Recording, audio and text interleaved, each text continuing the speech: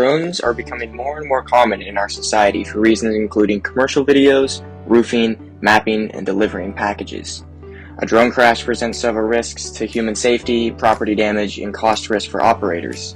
The fact that drones have several failure modes unrelated to operator error enhances these risks.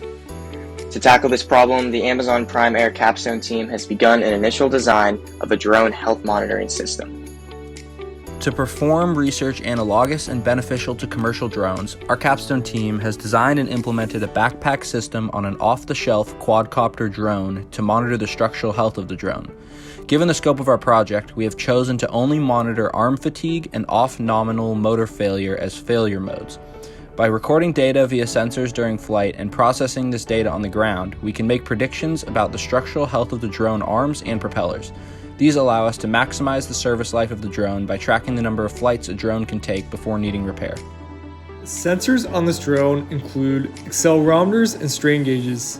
Accelerometers mechanically screwed onto a 3D printed mount, fixed inside the frame attached to each motor. Strain gauges bonded at the bottom of the aluminum inserts in the axle direction. Both sensor systems route to an Arduino Mega that is mounted on top of the drone. Once the data is saved on the SD card is taken off the drone, inserted at the ground station, and loaded in a Python script.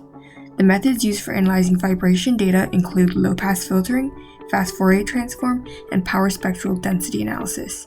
Both nominal data and induced failure data were collected for comparison. The methods used for analyzing strain include converting strain to stress, the rainflow method, and a comparison to SN curve data with Miner's rule to make a health prediction.